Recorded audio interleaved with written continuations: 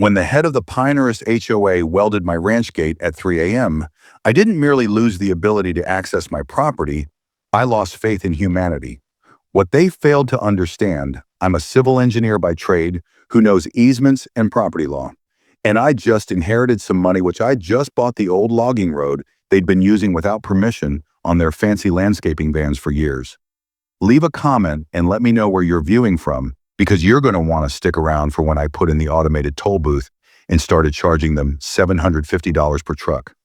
By the end of this story, their beloved community guidelines became their worst nightmare. I never wished to be the fellow at odds with an HOA.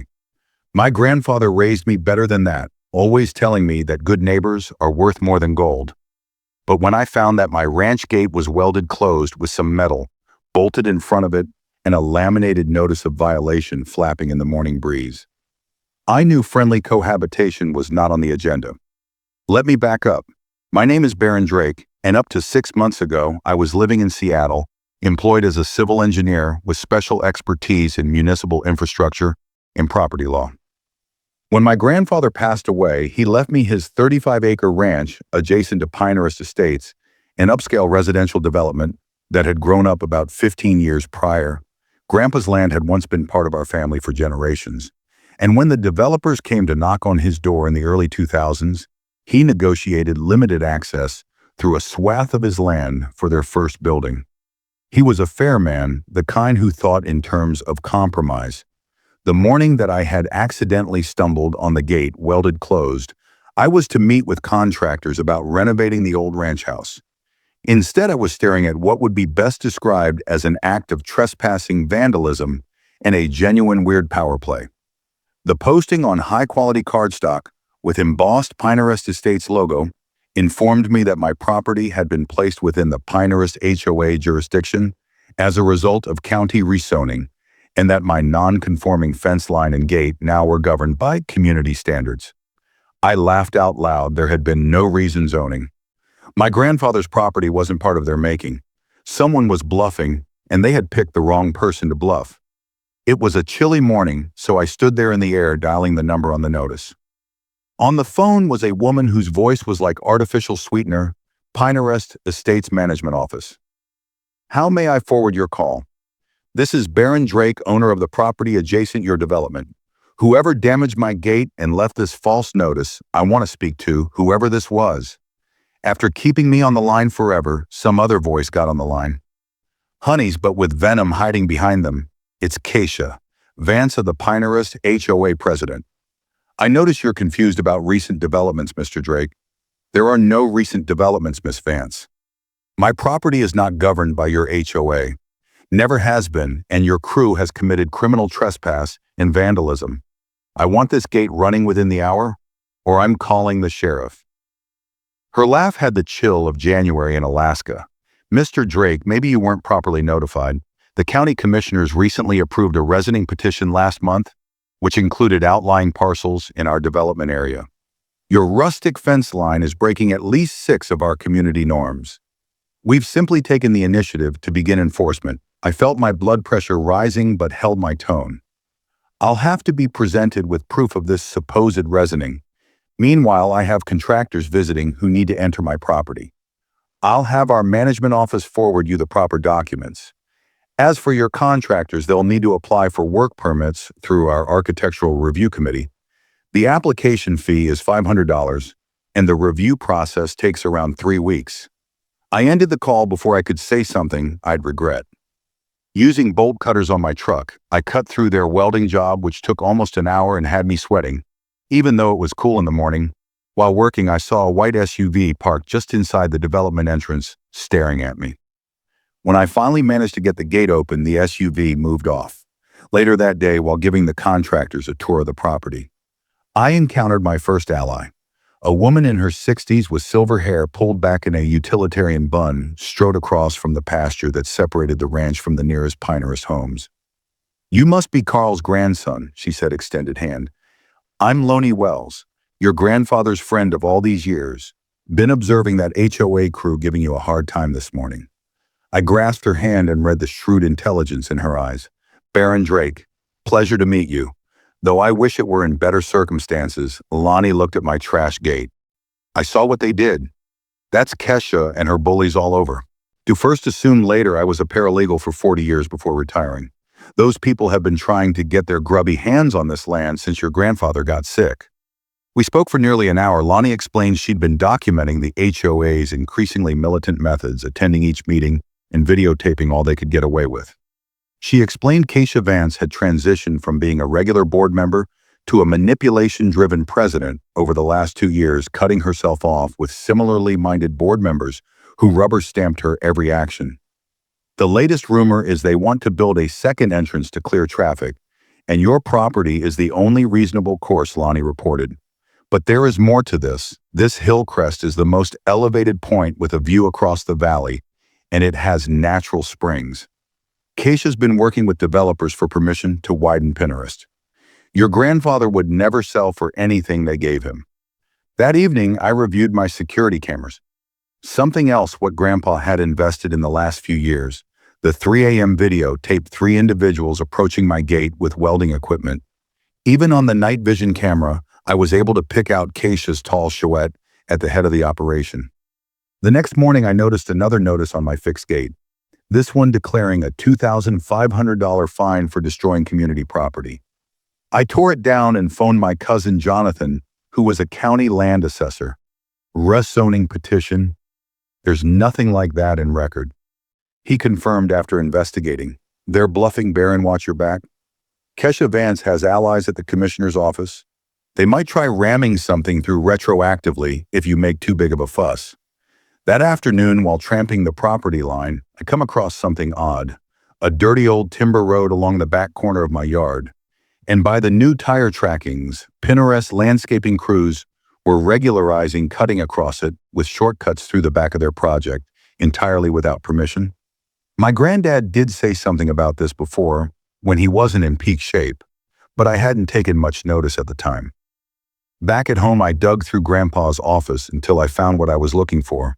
The original property surveys deeds and a folder entitled Pinterest Encroachment and filled with dated photos of cars driving down the logging road and notes about his conversations with previous HOA boards. Apparently, he'd allowed temporary access years ago during some utility work, but had routinely denied permanent easement requests. There was another folder within, this one named merely Nuclear Option. It contained documents detailing that the original Pinterest development agreement specifically excluded my grandfather's property from any possible inclusion within the HOA, signed by the county commissioners and notarized. It also contained information about the logging road. It wasn't particularly on my property, but on another 5-acre lot belonging to Western Timber Holdings, who had abandoned the property years ago. As I sat there amidst my grandfather's detail records, my phone buzzed with an email from Pinterest management that contained a patently fraudulent rezoning notice with signatures that did not match any existing commissioners. As Jonathan explains to us, what they didn't know was that the funeral was not the only surprise the week I'd also inherited $1.2 million from my grandfather and was going to use it to give them a lesson in property rights they'd never forget. The following morning, I learned from Lonnie that a massive landscaping delivery was going to come the following day. Materials valued at $75,000 for their community beautification project, all of which would have to be brought in on the logging road they had no legal right to. I smiled for the first time since finding my gate welded shut. Grandpa had given me more than property, he'd given me the perfect chance for revenge. The next morning, after finding out the HOA's landscaping delivery schedule, I called Gabrielle Washington, attorney, who was working on property conflicts my Seattle office often represented. After getting clear on the facts, she accepted to represent me. They've made some pretty egregious errors, Gabrielle explained during our video call. Impersonating reason zoning reports is fraud, damaging your gate is criminal vandalism, and potential felony trespassing. The use of the logging road without permission is a trespassing aside issue, however legally against Western Timber. Not you per se. I'll write a cease and desist immediately.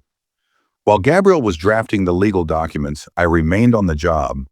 Lonnie introduced me to several other Pinterest residents who had fallen under the whip of Kesha's regime. A retired doctor had been fined thousands for growing non-approved native species in his garden. A young family had their permission to put up a fence revoked during construction with them, left holding worthless material and a $1,000 restoration fee.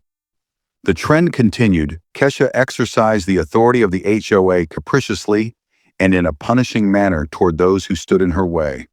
It's not a matter of control. Russell Dawson, a retired judge who recently moved to Pinterest, explained there's money involved. Kesha's sister owns the landscaping company, who has an exclusive contract with the HOA, the Architectural Review Committee, who pockets all of those application fees. Her college roommate is the chairperson. They've raised our dues 30% in 2 years with little to show for it. Complained officially to the county regarding the gate incident, only to have it inexplicably delayed. Jonathan verified my suspicions. Commissioner Harley Green, Commissioner Kesha's regular golfing partner, had filed the complaint for closer examination. Lonnie had provided me with recordings of some of their recent HOA meetings, where they had discussed my property without referring to my name, using instead the term adjacent acquisition target and Phase 3 expansion area. In one tape, Brenda Kemp, another board member sitting on Kesha's right-hand, outright discussed using county connections to facilitate the transfer. Meanwhile, Kesha escalated her harassment campaign. Each morning was met with new notice of violations, each more absurd than the last. My non-conforming farm equipment, my restored grandfather's tractor, was visible from public spaces. My cutting my gate open with my own saw, referred to as destruction of community improvement projects. The fines each day now totaled over $4,000. I continued investigating the logging road situation, finding that Western Timber Holdings was planning on liquidating their regional assets. A call to their corporate offices confirmed my suspicion.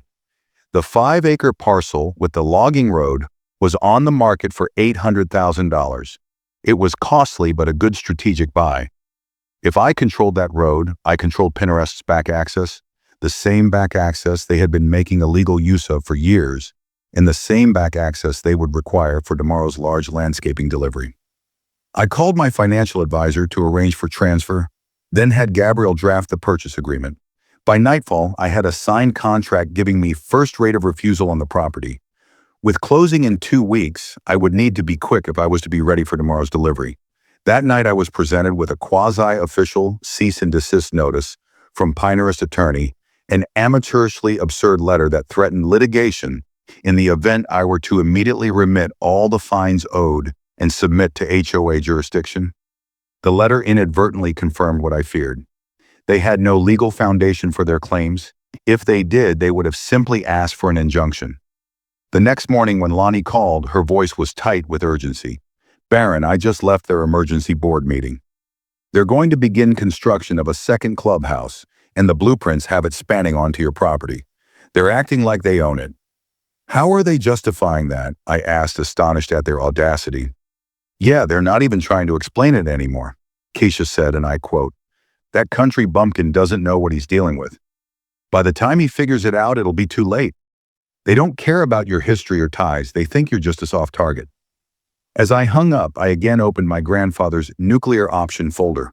Inside was a handwritten note that I had overlooked previously. "Sometimes good fences create necessary neighbors, and sometimes you need to show them why the fence was constructed to start with. Do not allow them to reap what our family has sown." I smiled stubbornly as I found that their landscaping firm was due to deposit materials costing $75,000 the next day. Across my road, realized Grandpa had left me more than land. He'd left me the best revenge opportunity. With my purchase agreement for the logging road in pocket, I spent the night working to get Western Timber's representative to hurry up the process, since it was an all-cash offer, and by the morning I had preliminary ownership documents enough to set up my right to control access prior to final close. At sunrise, I drove to the hardware store in town and purchased everything I required. No trespassing signs, property boundary markers, security cameras, and materials to construct a simple but secure gate across the logging road's entrance. I also made a quick stop and obtained some large concrete blocks that can be rolled into place quickly if needed. By 9, I had property markers posted along the logging road boundary and private property. No unauthorized access signs posted all over the place 50 feet. I mounted my 4 solar-powered motion-detecting security cameras with cellular uplink, so I'd have video evidence of any breaking and entering. The most important preparation, though, was the simple barrier gate that I put up at the front entrance to the road, with a large sign saying public road access only and a QR code that links to my payment portal I'd get installed overnight. As I was finishing installation, Russell arrived to witness the action. "You sure about this Baron Kesh is not very open to being questioned? I'm coming off playing defense." I answered, testing gate post stability. Time to make some repercussions for their behavior. We didn't have to wait long. At precisely 10:30, a procession of landscaping trucks drove up to the logging road. 5 large flatbeds laden with trees, shrubs, and stone pallets, in addition to excavation machinery on trailers. The procession was led by a black SUV, with the Pinterest logo emblazoned on the door. The convoy screeched to a halt at my new gate. The window on the SUV rolled down, exposing Kesha's angry face. "What the hell is this?" she demanded, not sparing time for pleasantries. I walked up, unruffled property documents and purchase agreement in pocket. "This is private land, Miss Vance. I have bought the right to travel over this road from Western Timber Holdings. Any use nowadays involves permission, and payment of the indicated toll." She laughed incredulously. "You can't be serious. We have a landscaping delivery coming. This road have been our route of access for years. Without permission," I objected. "That was hornon. Trespassing then, and it would trespassing today. Unless you'd rather pony up the entry fee, $750 per vehicle due before entering." The driver of the first truck rolled down his window. "Ma'am, we're on a schedule here. What do you want us to do?" Kesha's face twisted in rage. "Take down this ridiculous gate immediately. This is access for our community. It's private land with a private road." I spoke calmly, explaining, a small smile. "But I'm glad to accommodate your delivery for the rightful charge. 5+ equipment trailers. That is $4,500 for today's access." "This is extortion," she stormed. "No, Miss Vance, this is real property law, something you seemed really nervous about as you welded my gate closed. I have papers proving my legal right." "Do you have any papers proving your right to travel on this road?" Her silence was answer enough. Behind her, the truck drivers were growing impatient, engines idling. "I'm calling the sheriff," she finally said, pulling out her phone. "Excellent idea. I was just going to say the same thing." 15 minutes later, Deputy Collins arrived, clearly agitated at being caught up in a neighborhood dispute. After reviewing my documents and listening to both viewpoints, he addressed Kesha. "Ma'am, it appears Mr. Drake owns this road, legally right to it. If you've been using it without permission or compensation, that's legally trespassing." "This is absurd," Kesha griped. "We have $75,000 worth of landscaping materials that must get delivered today. That I believe you ought to work out and deal with Mr. Drake, take an alternative delivery route, or reschedule," the deputy said bluntly, obviously not interested in being involved in this controversy any more than he was required to. After the deputy left, Kesha approached me again, her tone reduced to one of warning. "You have no idea what you're dealing with. This community has resources and connections beyond your wildest dreams." "And yet here we are," I replied sensibly. $4,500 for today's access, or your trucks may turn around and go a different way if there is one. We both knew there wasn't another route that was workable for vehicles that size without going 20 meters outside the original development plans had relied on this back access for building, which was why my grandfather had given temporary permission years ago. After an angry telephone conversation with someone she called the committee, Kesha at last thrust her credit card into my face. "This isn't over," she warned as I processed the transaction through my hastily established portal. "I hope not," I replied, opening the gate to allow the trucks into the lot. "In fact, I think we're just getting started." The look on Kesha's face when the sheriff stood up for me was priceless, but it was nothing contrary to the time when I had presented to her the invoice of $14,500 on their 6 rigs that had already made their passage down my land that morning. As the last of the rigs came through, I couldn't help but wonder if this was just what Grandpa had intended with his nuclear option briefcase. He'd left me land, he'd left me leverage. That night evening, Lonnie called to inform me that there was an emergency HOA board meeting named "They're Apoplectic with Rage." She laughed. Kesha and Brenda were apoplectic, ranting about taking care of this Drake matter once and for all. "They don't know you're just starting out, don't they?" "No," I told her, busy planning out the details of the automated toll booth system I'm installing. But they're going to get an education in exactly what happens when you decide to fight with a civil engineer who knows about easements and property rights.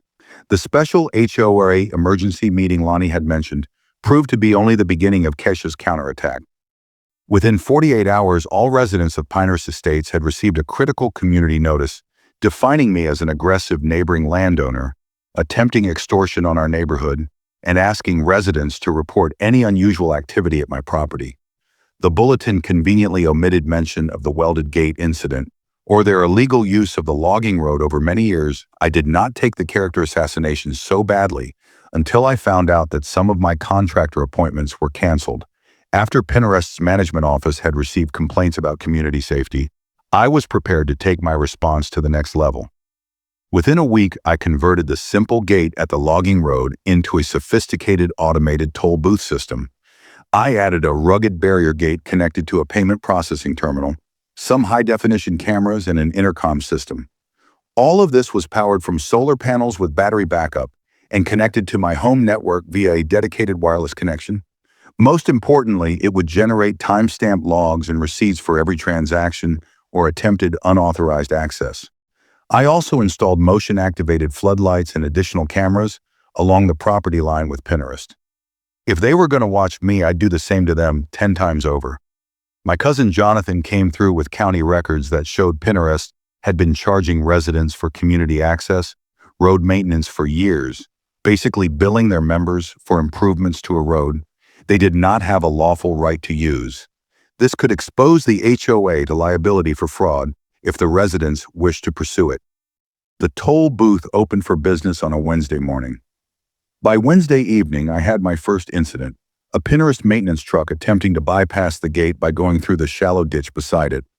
The cameras recorded it all, including the Pinterest logo on the truck's door and the driver's frustrated expression on his face.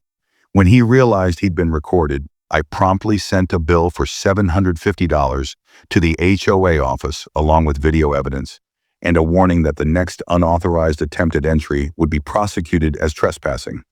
Thursday brought the second test of my system, this time in the form of Kesha herself, along with a man she identified themselves via the intercom as our lawyer. They demanded free entry for a community resources survey. I'd be happy to permit a survey. I replied via the system. The access fee remains $750. This is harassment, Kesha snapped. We have easement rights under prior use. Prescriptive easements require open, notorious, continuous use with the owner's knowledge for the statutory period of time. I told them, my grandfather documented his objections to your everyday use of this road, as his records show. You have no easement rights, but you're welcome to request a judicial finding if you believe otherwise. The lawyer mumbled something to Keisha, who gave the camera a dirty glance before stalking off to her vehicle. That night, the real escalation began. Somewhat after midnight, my phone alerted me to motion at the toll booth. The night vision cameras showed 3 figures approaching the gate with what appeared to be bolt cutters. I promptly called the sheriff's department and activated the system's audible alarm. Attention! You are attempting to trespass on private property without authorization. You are being video recorded and law enforcement has been notified. Please leave the property immediately. The would-be vandals fled, but not before the cameras captured good images of their faces, like Brenda Kemp and Kesha's brother-in-law who ran the landscaping company. The next morning, I filed a police report with video evidence. Deputy Collins didn't seem too keen on pursuing the case, but conceded he had no choice given the nature of the evidence. Just so you know, he said as he was turning to leave, Commissioner Green has been asking questions about you and this land scandal. I'm not surprised, I replied. You can ask the commissioner about his financial interests in Pinterest Estates. I understand some recent developments have required unusual exemptions from the County Planning Commission. The deputy's expression gave me all the information I required about local politics. Later that day, Lanny brought news that the landscaping company had refused to restart work on the Pinehurst project, citing access and contractual issues. Rather than resolving it, Kesha had brought in her sister's startup landscaping company at nearly double the previous prices. With the increased cost passed along directly to residents in the form of a special assessment, individuals are starting to question things Lonnie said across coffee on my porch. The initial story of an obstinate neighbor isn't holding up, especially with these recent charges hitting their bank accounts. Russell has been quietly handing out copies of the original development agreements that excluded your property from their jurisdiction. Meanwhile, I simply continued to send invoices to the HOA for each unauthorized visit to the gate, backed up by time-stamped video recordings. By the end of the week, they owed me over $10,000 in access fees and penalty charges, which they declined to pay but were not able to challenge because of evidence. The cover page of the subsequent community newsletter featured a report on heightened security concerns and contained thinly veiled suggestions that I was unstable and posed a threat. They also convened a mandatory community meeting to discuss defense mechanisms against external threats. I attended this meeting with Russell and Gabriel. The clubhouse silence of shock when we arrived was almost comical. Kesha recovered fast, though pushing the agenda forward to landscaping information and not bringing up the access road dispute. After the meeting, several residents approached us in the parking lot, wanting to hear the other side of the story they'd been hearing. By the time we departed, a little group had gathered what they facetiously called the Truth Committee, determined to find out where their increasing dues and assessments were actually going. 2 days later, Kesha played what she thought was her trump card. Using her connection with Commissioner Green, she arranged for a temporary emergency access permit for the logging road, citing critical infrastructure maintenance requirements. The hand-delivered permit to me by a smug-looking messenger purported to preempt my property rights for 30 days on the grounds of community welfare concerns. I immediately had Gabriel nullify the permit, which had been issued without the requisite public notice or comment period. More importantly, I discovered that the required maintenance basis was based on false water quality reports, showing that Pinterest's water supply was threatened without prompt repairs that would easily require crossing over my newly acquired road and perhaps my inherited land. Russell used his judicial contacts to obtain copies of HO financial reports that outlined that over $300,000 of infrastructure reserves had been allocated to special projects during the past year with minimal documentation. These reports also revealed that Kesha had personally approved payments over $50,000 to her son's consulting company, a company that appeared to have no business or clients. Besides this, the puzzle pieces were coming together. This was not just a case of an HOA president power-hungry. This was large-scale financial mismanagement, tantamount to embezzlement, using my grandfather's property as cover and growth medium. When I watched them toasting their victory with champagne at the clubhouse after securing the emergency permit, I knew the moment had arrived to initiate what I now called Grandpa's Revenge Protocol. Starting with a 30-foot electronic billboard I'd had put up overlooking their pool area, displaying their own fiscal misdoings on a continuous loop. The electronic billboard was my opening gambit in this game of chess. Standing 30 feet tall on my property but perfectly visible from Pinterest's community pool and clubhouse. It cycled through their financial discrepancies, unauthorized road usage, and the falsified water reports. Each slide ended with the same straightforward question: where is your money really going? Pinterest within hours, Kesha marched up to my front door with 2 board members and Deputy Collins in tow. That sign is in violation of county ordinances. She demanded, her voice clenched with fury barely contained. I smiled politely. Actually, it's an agricultural informational display, exempt under County Code 327.5. I called the planning office this morning. The deputy assured me I was right about the exemption, to Kesha's chagrin. After they left with unspecified legal threats, I began Phase 2, completely legal but maximally annoying countermeasures along our shared border. Motion-activated sprinklers that just happened to spray anyone approaching from the Pinterest side of things. Bright security lights that just happened to shine on their properties whenever movement was detected.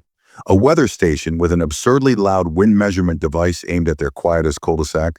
I created a detailed website documenting the ongoing struggle, with timelines, legal filings, and video evidence.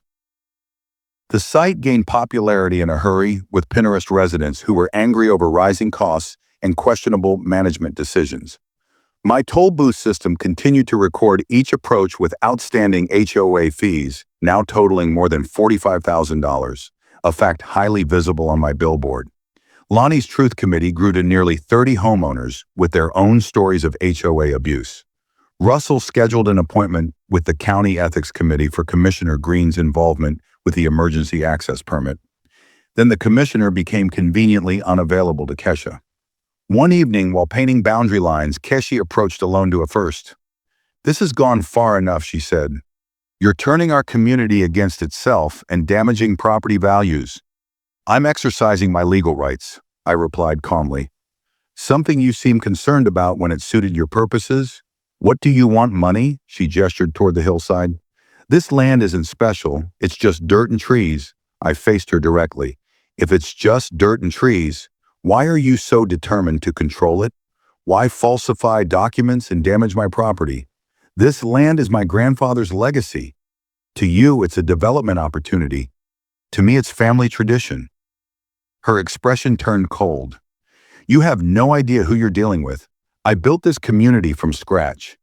Every high-end amenity, every property value increase. That was my vision. I'm not going to let some sentimental engineer undo all that I've worked for." She leaned in closer, her voice lowering. "I have investments that depend on taking this further. Those that don't bend are more likely to break, Mr. Drake. This is a warning." She turned and left, and I wondered if my escalating countermeasures were revenge or justice. I journaled, "I don't know where the line is between trying to get justice and trying to get revenge. Am I making another?" Kesha Russell had advised that as long as I stayed within the law, this wasn't vengeance. This was defense of legitimate rights. But in the quiet of the night, I wondered if I could both reclaim justice and retain my integrity. My introspection was interrupted by a security alert. The cameras showed 3 people interfering with my weather station. They'd left a busted sensor and a crude note. "Back off or worse coming." Any doubt I'd had vanished. This wasn't about land anymore. It was about not being bullied. The next day I received notice of an emergency HOA meeting with one agenda item: final resolution of the Drake situation. I spent that night preparing with Russell and Lonnie, obtaining all our evidence of financial irregularities, allow fraud and harassment. As I walked into that packed meeting room with Russell beside me and my written evidence in hand, Keisha's face went deathly pale. Half the room was wearing specially printed t-shirts with my toll booth logo and the words "The Drake Solution" written on the back of "The residents had voted," and it wasn't Kesha Vance. The Pinterest clubhouse had never been more crowded. Residents filled every chair, lined the walls, and spilled out onto the patio. Kesha was in the front row with Brenda and faithful board members, attempting to project authority despite her rattled composure. When she saw Russell and me enter, followed by residents wearing the Drake Solution shirts, her facade cracked briefly before she recovered, rapping her gavel with undue force. "This emergency session will come to order," she said. "Due to the sensitive nature of tonight's discussion, we'll be breaking from our usual format. There will be no open comment period." A gray-haired man in the front row stood up. "Point of order, Madam President. The bylaws require an open comment time for any emergency session." He waved a dog-eared copy of the HOA rules. After token resistance, Keisha relented. "Very well, but first the board has put together a presentation on the ongoing security and access problems."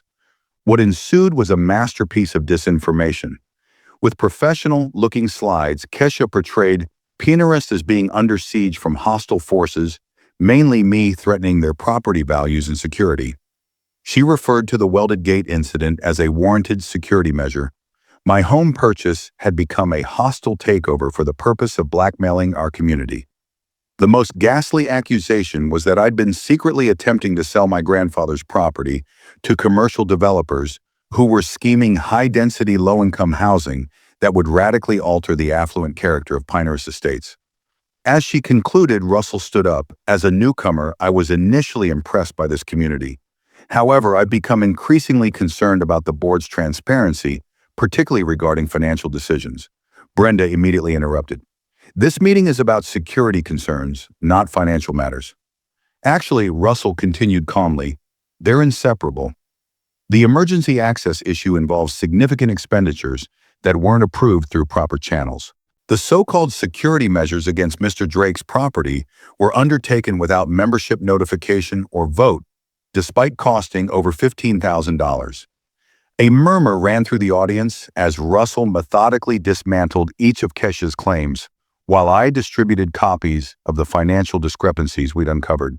When Russell mentioned the falsified water quality reports, Kesha erupted. "That's not true. We did everything by the book. I personally oversaw the water testing when we found contamination near that ranch property." The room fell silent. Russell looked up, continues eyebrow. "Interesting that you ran these tests yourself, since the county has no record of any water quality problems in this area for 5 years. The only record they have is what you reported. Record that 3 independent experts have determined were falsified. You have no authority to investigate board actions." Kesha's face turned dark red. "Who do you think you are as a retired federal judge?" I spoke up, "And I'm not some country bumpkin that's easily intimidated. I'm a civil engineer who also specializes in property law. We know exactly what you've been doing." Lonnie stood next to speak to the crowd. "I've lived in Pinehurst since the very first homes were constructed. I've been to every board meeting for 5 years. What's going on is not just about a boundary dispute with Baron Drake. It's all about concerted efforts to use our dues for personal benefit." She held up a thick folder. "These are records of all the questionable financial decisions and conflicts of interest under Kesha's presidency. I've been keeping them as part of a state investigation into HOA fraud questions erupted from residents. Is it true we've been paying for maintenance on roads we don't own? Why did my dues go up 30% when we're spending less on maintenance?" Kesha tried to regain control, banging her gavel. "This session is adjourned. We'll meet again when feelings aren't so hot." Motion to resume the session called a voice from the crowd. The seconder and votes in favor quickly. Motion to pass a vote of no confidence in the present board. Another resounding show of hands. Kesha's composure shattered. "You can't do this. I've established this community. Without me, you'd all be living in tract homes. With chain-length fences, I've done all I could to maintain our exclusivity and property prices, including having to contend with that obstinate old man who refused to sell no matter how much we offered. Do you know how much that piece of land would be worth to developers? Millions. But he didn't budge, and then he left it to his grandson, who's worse. What was our choice but to take things into our own hands?" The room grew quiet.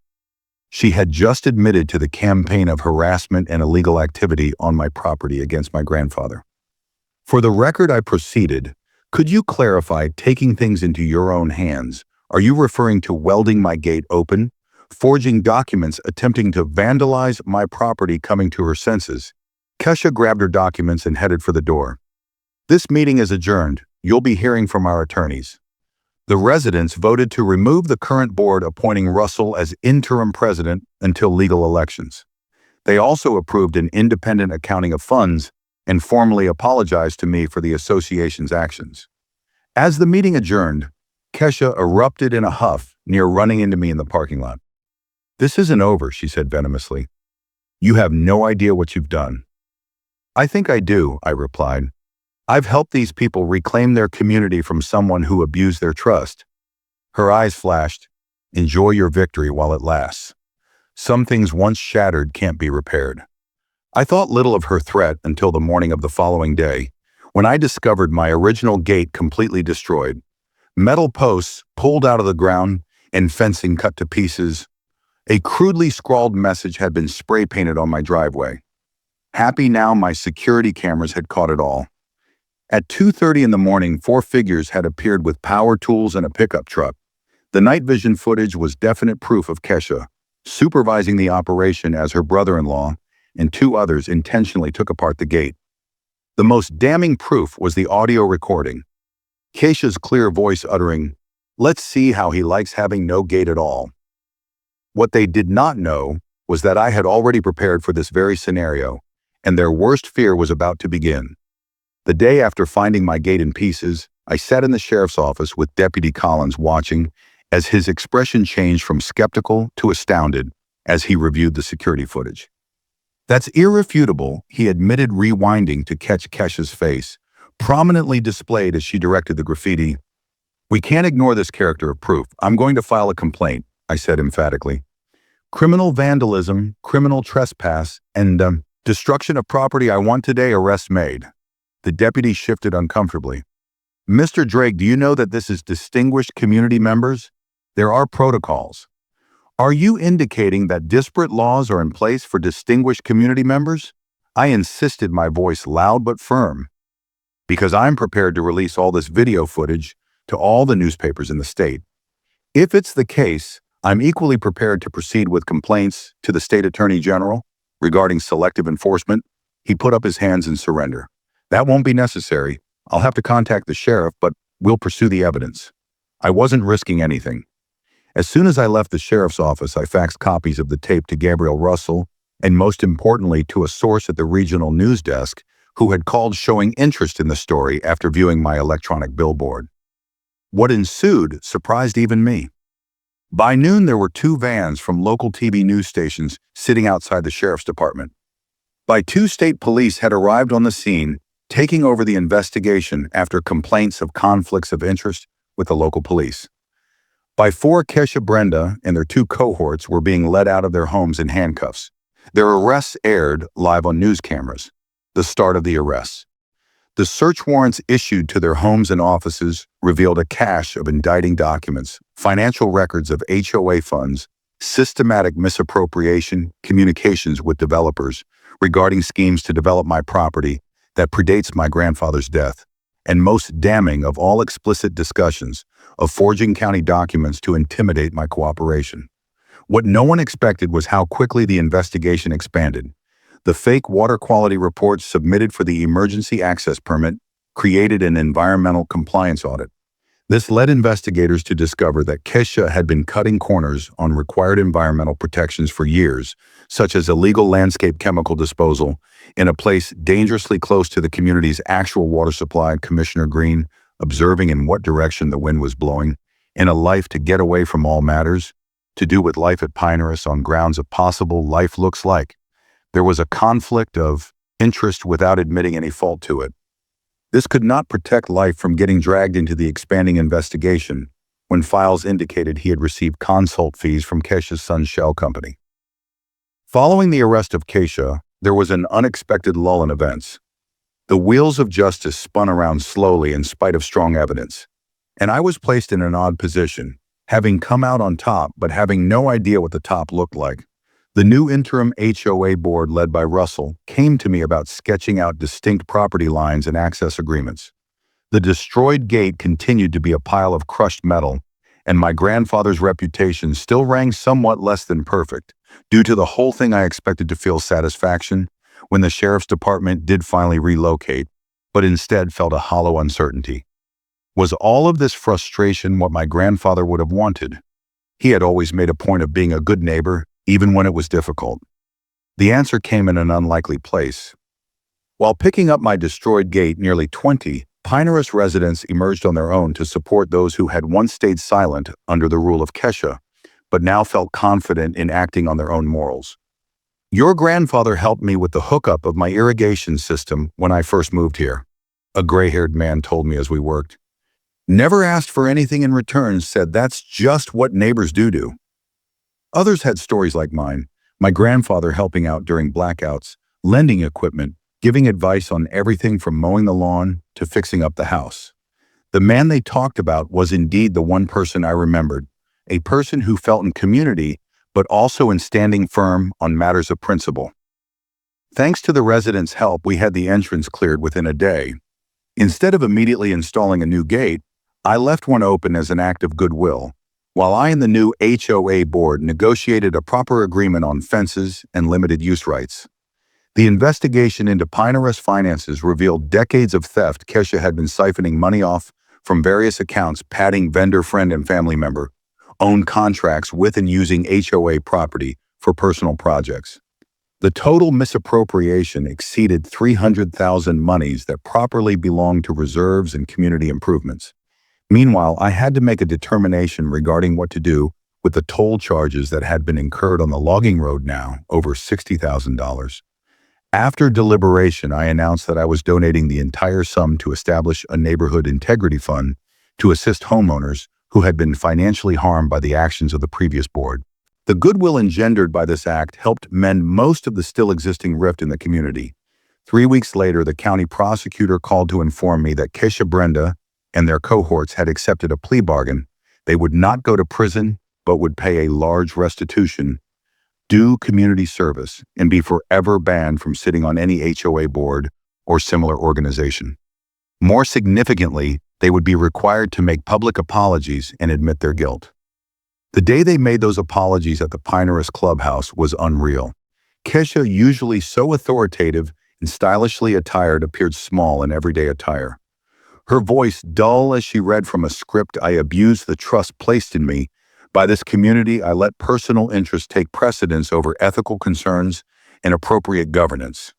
I especially acknowledge the harassment and property destruction directed at Carlton Drake and his grandson, Baron Drake, and took complete responsibility for those actions. When she finished, there was no applause, no visible response. Whatever, just quiet acknowledgement of a painful chapter. Closing later as citizens filtered out. Kesha came up to me directly. "I hope you're happy," she said, not quite addressing me. "This wasn't about happiness," I replied sincerely. "It was about right and wrong, about playing by the rules and respecting boundaries." "Rules aren't one size fits all," she said, a hint of her earlier defiance reasserting itself. "They should be," I replied. "That's the whole point." She stalked off and I added, "For what it's worth, I'm sorry it came to this. My grandfather admired what you built here, even though he disagreed with your approach." She balked for a second but left without saying a word. I had suspected it would be our final chat ever. In the months that followed, healing began in earnest. The new HOA board, which rearranged permanently to include term limits and added fiduciary checks, functioned cooperatively with all residents of the community. Russell was an excellent interim president, committed on transparency and rebuilding trust. I proceeded to reconstruct my gate, a simple functional style that remained open during the day. I also granted a formal emergency access easement over my land with specific restrictions and accountability provisions. It seemed like a good compromise between boundary protection and being neighborly. Lonnie's good documentation then served as the foundation for a state-level effort at reforming HOA government, establishing better protection from the sort of abuse Pinehurst had endured. Perhaps the most gratifying outcome came some year and a half afterward, when I used what remained of my inheritance to purchase a further 20 acres land, adjoining my own that was penciled in for high-density development. Rather, I placed it in conservation easement to make sure it would forever remain natural open space used as a buffer between that which occurs and reminding people of the natural landscape of the area. On the anniversary of the gate incident, I held a community barbecue on the ranch. Nearly all residents of Pinehurst attended, many of them contributing food and drink to be shared. As the evening came to a close, Russell toasted good neighbors and necessary fences. Afterwards, the crowd scattered. I stood next to the restored gate with Lonnie looking out over the sunset, tinting the hills gold.